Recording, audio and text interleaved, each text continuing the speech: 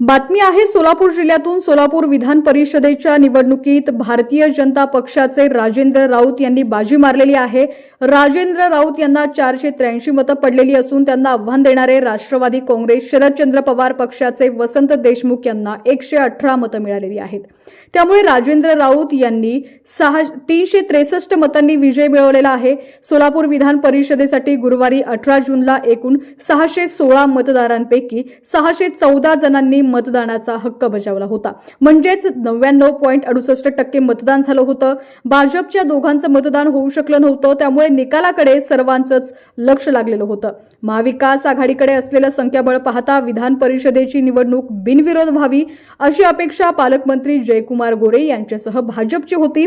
मात्र काँग्रेसचा अर्ज बाद झाल्यानंतर खासदार धैर्यशील मोहिते पाटील यांनी सूत्र हाती घेत भाजपला आव्हान दिलं होतं। मात्र भाजपने विजय मिळवत बाजी मारलेली आहे। सोलापूरमध्ये राजेंद्र राऊत आणि वसंत देशमुख अशी लढत असली तरी खरी प्रतिष्ठा पालकमंत्री जयकुमार गोरे आणि मोहिते पाटील यांची पणाला लागली होती। या निवडणुकीत मोहिते पाटील यांनी जयकुमार गोरे यांच्यासह भाजप नेत्याला संपूर्ण जिल्ह्यात दौरे काढायला भाग पाडले। बिनविरोधाची अपेक्षा असलेल्या भाजपला पळायला लावलं होतं। या निवडणुकीत अदृश्य शक्ती आमच्या सोबत असल्याचा दावा धैर्यशील मोहिते पाटील प्रत्येक पत्रकार परिषदेत करत होते। मात्र ती अदृश्य शक्ती कामाला आली नसल्याचं दिसून येत आहे।